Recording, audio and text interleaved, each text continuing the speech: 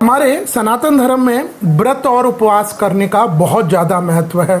अगर हम इन व्रत और उपवास में बात करें तो हमारे कहीं इतने व्रत आते हैं, उपवास आते हैं, पर्व आते हैं। कुछ पर्व हमारी सांसारिक इच्छाओं को, कामनाओं को पूर्ण करते हैं। कोई कोई पर्व, कोई कोई व्रत, कोई उपवास हमें भगवान की भक्ति भी देते हैं।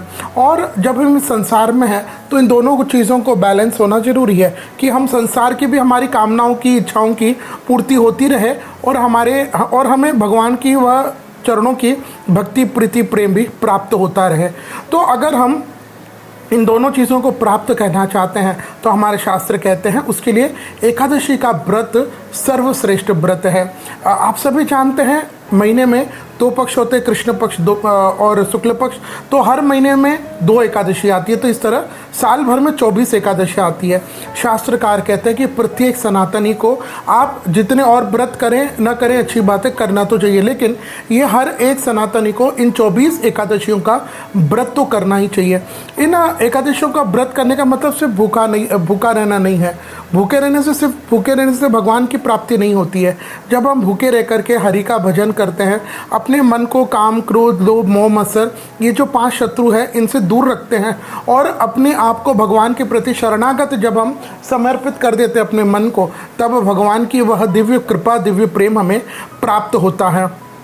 एकादशी का व्रत, जैसे हमारा बिजनेस होता है, फैक्ट्री होता है, तो हम सप्ताह में एक दिन रविवार को बंद रखते हैं क्योंकि मशीनों को भी आराम चाहिए। तो हमारे शरीर का जो डाइजेस्ट सिस्टम है, इसको भी तो आराम चाहिए।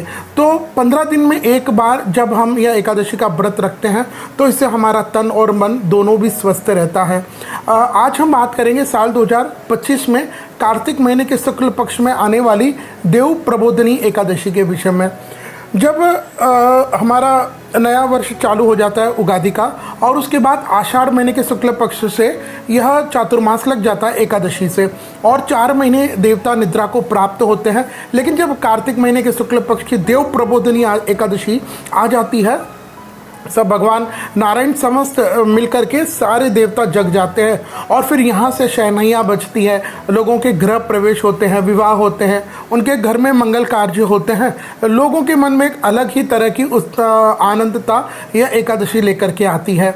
इस दिन का व्रत रखने का अनंत अनंत अनंत महत्व है। शास्त्रकार कहते हैं जो इस देव प्रबोधिनी एकादशी का व्रत करते हैं उनको एक दिन पहले यानी 10वीं को ही सायंकाल के समय इस व्रत का संकल्प लेकर के फलाहार रखना है। दूसरे दिन एकादशी वाले दिन सुबह जल्दी उठ करके भुवन भास्कर सूर्य भगवान को नमन करें, प्रणाम करें, उनको जल दे और उसके बाद अपने घर के जो ठाकुर जी है उनको भोग लगाएं। लड्डू गोपाल जी है तो उनको माखन मिश्री का भोग लगाएं। उनके सामने बैठ करके ओम नमो भगवते वासुदेवाय, ये श्री कृष्ण गोविंद हरे मुरारी, ये मंत्रों की माला का जाप करें। इसके बाद गौ माता की सेवा करें। इस दिन गौ माता की सेवा करने का बहुत अनंत अनंत अनंत फल है। फिर उसके बाद आपके घर के आसपास कहीं भगवान कृष्ण, भगवान राम या विष्णु के 24 अवतारों में से किसी भी एक अवतार वाले रूप का अगर मंदिर है तो वहाँ मंदिर का दर्शन करने जाए। एकादशी की व्रत की कथा तो सुनने का बहुत ज़्यादा फल है। तो यह सारे कार्य है और फिर रात्रि में जागरण करते हुए भगवान नारायण का, राधा रानी का, भगवान कृष्ण का ही स्मरण करते हुए निद्रा को प्राप्त करना है। फिर दूसरे दिन जिस दिन यह व्रत की पारणा होता है तो ब्राह्मण को बुला करके भोजन आदि कराया जाता है, उसके बाद पारणा करना होता है। तो इस तरीके से जो व्यक्ति यह भगवान नारायण की प्रिय एकादशी का करता है, शास्त्रकार कहते हैं भगवान कृष्ण की कृपा, नारायण की कृपा अनंत रहती है। तो आइए जानते हैं यह भगवान नारायण की अनंत कृपा को देने वाला यह देव प्रबोधिनी एकादशी का व्रत साल 2025 में कब रहेगा। देखिए, व्रत कब रहेगा, पारणा कब रहेगा, उसको समझने से पहले हम ये समझ लें कि एकादशी तिथि प्रारंभ कब होगी और समाप्त कब होगी। तो यह एकादशी तिथि प्रारंभ हो जाएगी 1 नवंबर 2025 को सुबह के 9:12 और एकादशी तिथि समाप्त हो जाएगी 2 नवंबर 2025 को सुबह के 7:32।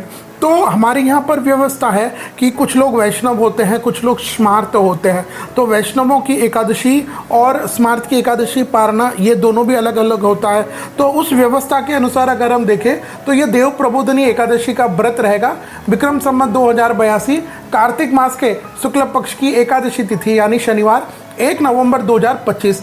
इस एकादशी का पारणा रहेगा रविवार 2 नवंबर 2025 को दोपहर के 1:10 से 3:25। इसके अलावा जो कोई गौण देव प्रबोधिनी एकादशी का व्रत करना चाहे वह रविवार 2 नवंबर 2025 को व्रत करे और उसका पारना सोमवार 3 नवंबर 2025 को दोपहर के 1:12 से 3:22 के बीच में रहेगा। तो इसका प्रमुख रूप से जो व्रत है वो 1-2 तारीख को रहेगा, लेकिन 1 तारीख को अधिकतर रहेगा।